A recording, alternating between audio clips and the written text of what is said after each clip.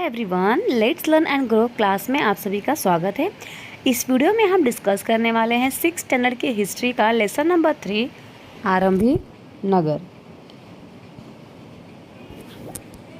तो यहाँ पे ना स्टोरी दी गई है और चैप्टर स्टार्ट करने से पहले अपने हाथ में पेन और पेंसिल ले लीजिएगा ताकि आपको जो भी चीज़ इम्पॉर्टेंट लगे और जो भी चीज़ मैं आपको बताऊँ कि एग्ज़ाम में सीटेट के एग्ज़ाम में आता है तो आप उसको अच्छे से लिख लीजिएगा। अपने नोट्स जो है अभी से बनाना स्टार्ट कर दे ताकि 6 महीने बाद जब सीटेट की एग्ज़ाम होगी तो आपको किसी भी प्रकार की प्रॉब्लम नहीं होगी। बस एक बार आप रिवाइज़ करेंगे और आपको सब याद हो जाएगा। ठीक है, तो चलिए स्टार्ट करते हैं। और वापस से स्टार्ट करने से पहले चैनल को सब्सक्राइब कर लीजिएगा, लाइक कमेंट शेयर ज़रूर कीजिएगा ताकि आपको हिंदी में सारा एक्सप्लेनेशन अच्छे से मिल सके। ठीक है, तो पुराने भवन का संरक्षण, जैसे कि आप लोग जानते ही हैं कि जो पुराना भवन होता है या पहले के ज़माने की जो भी चीज़ें होती है ना, वो हमारे लिए बहुत ज़्यादा इम्पॉर्टेंट होती हैं और उनके हेल्प से ही हमें पुराने चीज़ों के बारे में पता चलता है, पुराने लोगों के बारे में पता चलता है कि वो किस चीज़ का इस्तेमाल करते थे खाना बनाने में, कौन से फूड खाते थे, कैसे कपड़े पहनते थे। ये सारी इन्फॉर्मेशन जो हमें पुरानी चीज़ें मिलती हैं उससे ही पता चलता है ना। तो यहाँ पर 2 बच्चे हैं क्यूट से, एक का नाम जसपाल है और एक का नाम हरप्रीत है। ये लोग क्या कर रहे थे, अपने घर के ही पास में ना क्रिकेट खेल रहे थे। जैसे कि पता ही आपको, सब लोग ही क्रिकेट खेलते हैं घर के गलियों में, है ना। घर के गलियों में खेलने के बाद तो नेशनल लेवल पे खेलते हैं, है ना। तो फिर गली में क्या कर रहे थे, क्रिकेट खेल रहे थे और उन्होंने देखा कि बहुत बड़ा सा एक खंडहर है जिसकी तारीफ़ सब लोग कर रहे थे, है ना। जो भी लोग उसको देख रहे थे तो उस खंडहर की तारीफ़ कर रहे थे और जिसे वो गली के बच्चे क्या बोलते थे, भूतहा घर बोलते थे। क्या बोलते थे, भूतहा घर, है ना। हम लोग भी पहले पुणे में थे ना, तो पुणे में भी एक भूतहा घर था जहाँ पर कोई भी नहीं रहता था और वो बिल्डिंग बहुत पुरानी थी, तो हम लोग भी उसको क्या बोलते थे, भूतहा घर बोलते थे। ठीक है, किसी ने कहा कि इसकी वास्तुकला को देखो, है ना। किसी ने कहा कि भाई देखो कितनी सुंदर लकड़ी से नक्काशी की गई है। तो दूसरी महिला ने क्या कहा कि हमें ये बात मंत्री जी को पत्र में लिखकर कहना चाहिए ताकि इस खूबसूरत घर को सुरक्षित रखने के लिए इसकी मरम्मत करने की व्यवस्था वो कर सके। ठीक है, तो इसके बाद जो जसपाल है और जो हरप्रीत है वो सोचने लगे कि ऐसा क्या है इस पुराने खंडहर में कि लोगों को इतना लगाव है इससे, इसको बचाने के बारे में सोचा जा रहा है ना। तो ये सारी चीज़ें जो है बहुत इम्पॉर्टेंट है। जो भी चीज़ें हमें भवन मिलते हैं पुराने ज़माने के, तो उसको बचाना हमारा कर्तव्य है ताकि आने वाली जनरेशन भी इसको देख सके कि 1500-1600 ईस्वी में कैसे घर या कैसे इमारतें बनी होती थी, है ना। अगर लाल किला को अगर हम सुरक्षित नहीं रखेंगे तो वो क्या होगा, डे बाय डे डैमेज हो जाएगा, है ना। और डैमेज होने के बाद ये क्या है, हमारे पुरानी चीज़ें हैं, पुराना एक किला है जिसका अस्तित्व ख़त्म हो जाएगा इसको अगर हम सेफली नहीं रखेंगे तो, है ना। चलिए अब देखते हैं, यहाँ पे हड़प्पा की कहानी बताई गई है ना। तो हड़प्पा जो है ना, अक्सर पुरानी इमारत अपनी कोई ना कोई कहानी ज़रूर बताती है। कोई भी चीज़ें है उसकी अपनी एक क्या होती है, कहानी होती है। ठीक है, तो लगभग 150 साल पहले जब पंजाब में पहली बार रेलवे लाइन बिछाई जा रही थी, है ना, 150 साल पहले तो रेलवे लाइन आई थी, तो पंजाब में जब इसको बिछाया जा रहा था तो जितने भी मज़दूर या जितने भी इंजीनियर काम में जुटे थे उनकी अचानक से नज़र पड़ी कहाँ पर, हड़प्पा पुरास्थल में। ठीक है, हड़प्पा पुरास्थल में उनकी इंजीनियरों की नज़र पड़ी जो आधुनिक आज के डेट में कहाँ पर है, ये पाकिस्तान में है। और उन्होंने सोचा कि यह एक ऐसा खंडहर है जहाँ से हमें अच्छी ईंटें मिल सकेगी, है ना। उन्होंने भी ये नहीं सोचा कि ये हमारा पूरा स्थल हो सकता है जिसको हमें सुरक्षित रखने की जिम्मेदारी हमारी है। इन्होंने क्या सोचा कि ये खंडहर है और इससे हमें बहुत सारी ईंटें मिलेगी। ठीक है। तो ऐसा सोचकर इन्होंने क्या किया, खंडहर से हज़ारों ईंटें उखाड़ लिए। ठीक है, हज़ारों ईंटें उखाड़ ले गए, जिससे क्या हुआ, उन्होंने रेलवे लाइन बिछाई और इससे कई इमारतें पूरी तरह नष्ट हो गई। तो जो हड़प्पा है ना, आज के पाकिस्तान में है, अगर इसमें से ईंट निकाल कर रेलवे लाइन पे नहीं बिछाई गई होती तो वो आज के डेट में भी काफ़ी अच्छा होता है ना। पर क्या किया गया, हज़ारों ईंटें निकाल कर रेलवे लाइन बना दी गई। ओके, इसके बाद अगर हम बात करें तो लगभग 80 साल पहले पुरातत्वविदों ने इस स्थल को ढूंढा और तब पता चला कि यह खंडहर जो है ना, उपमहाद्वीप के सबसे पुराने शहरों में से एक है ना। तो ये जो खंडहर था वो सबसे पुराना एक शहर रह चुका था एक ज़माने में, है ना। और इस नगर की खोज सबसे पहले हुई थी, इसलिए बाद में मिलने वाले इस तरह के सभी पुरास्थलों में जो भी इमारतें और चीज़ें मिली, इन्हें हड़प्पा सभ्यता की इमारतें कहा गया, है ना।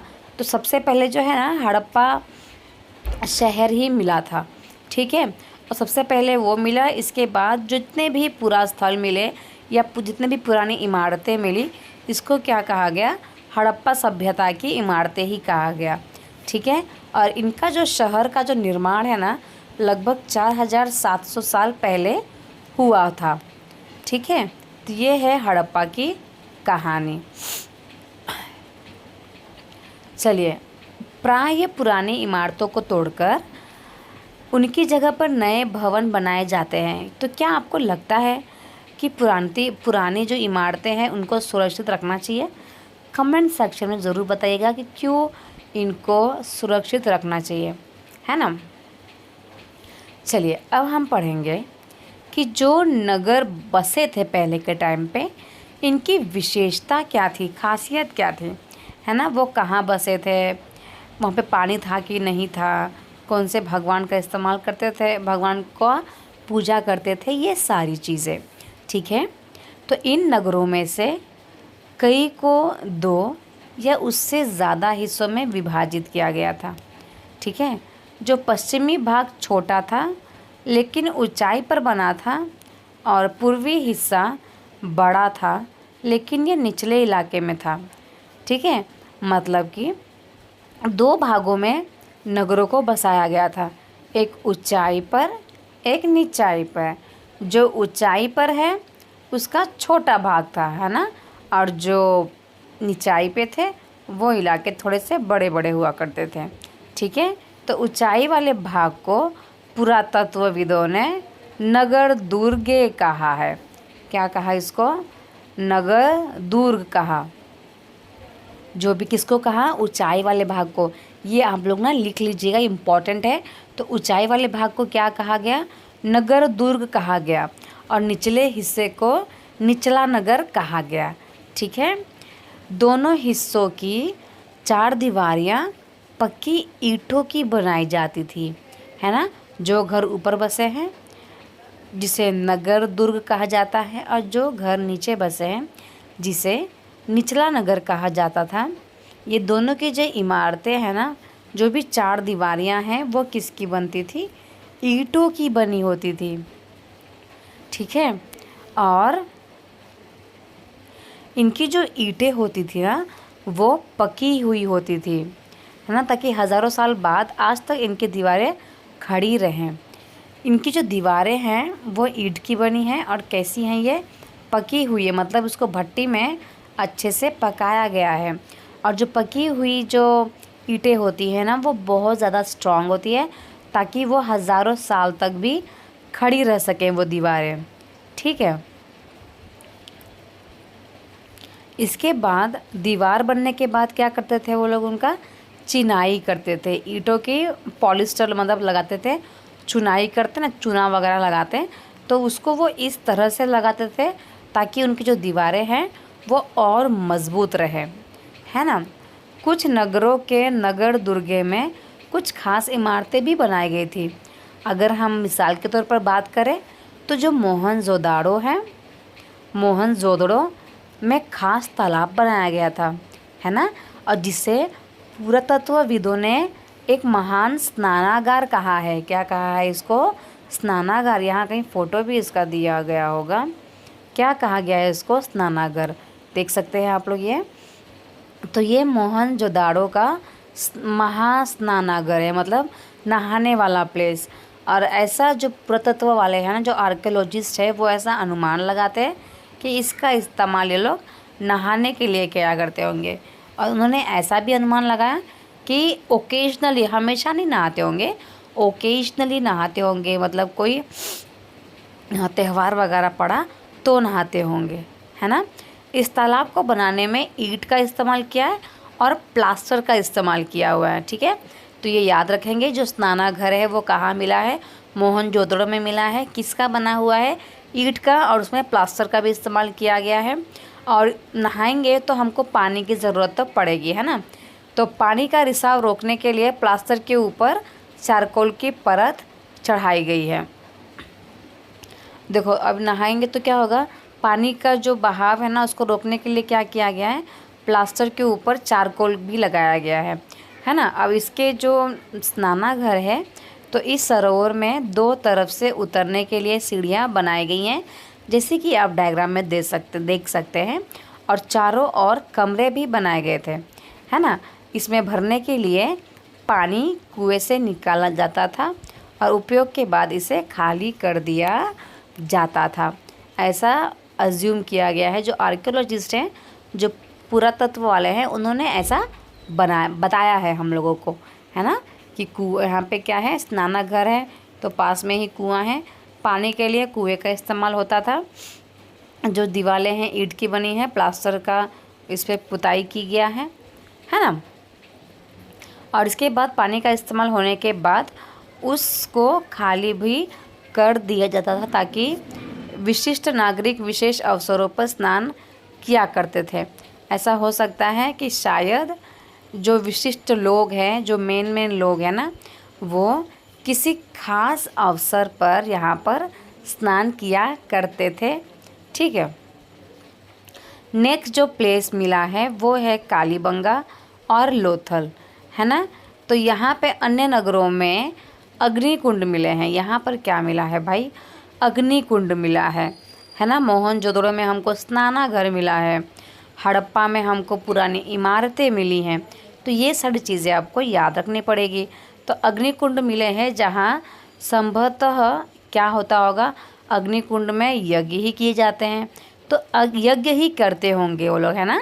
तो हड़प्पा, मोहनजोदड़ो और लोथल जैसे कुछ नगरों में बड़े बड़े भंडार गृह भी मिले हैं, है ना। मतलब ये सारे एरियाज़ में भंडार गृह, मतलब कि भंडार रखने के लिए एक अलग सा कमरा भी मिला है।